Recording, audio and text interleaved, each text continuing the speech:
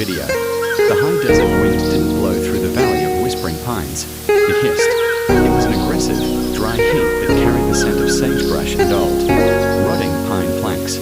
Silas stood in the middle of Main Street, his heavy hiking boots sinking slightly into the dust. A century ago, this place had been a booming silver town, home to 3,000 miners, gamblers, and families. Today, it belonged entirely to the silence. #the unfinished meal. Silas was a photographer, documenting the arrested decay of the American West.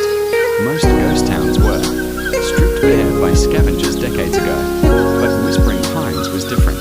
It sat behind a ring of jagged, unnavigable mountains, forgotten by time and maps alike. He stepped onto the porch of the largest structure in town, the Grand Hotel. The wood groaned beneath his weight like a sleeping animal disturbed. He pushed the door open. Inside, a thick layer of grey dust coated everything. But what caught his breath was the dining room. Tin plates sat before empty chairs. In the center of one table, a porcelain teacup remained upright, its surface covered in a century of grime. The mines dry up, people pack their wagons, and the town bleeds out over years. But Whispering Pines looked like everyone had simply stood up, mid-sentence, and walked into the desert, his heart hammered against his ribs. Silas wasn't a superstitious man. He dealt in concrete things like shutter, speeds, and focal lengths. But out here, 80 miles from the nearest paved road, any sound meant danger. It could be a mountain lion, a rattlesnake, or worse, a desperate drifter. The wind surged, and the source of the noise revealed itself. Hanging from a rusted iron pipe behind the bar was a single, tarnished brass scale, the kind used to weigh a miner's silver dust. The wind was catching a loose shutter, slamming it into the wall, which shook the pipe, making the scale swing and tap against an old glass bottle. The true ghosts.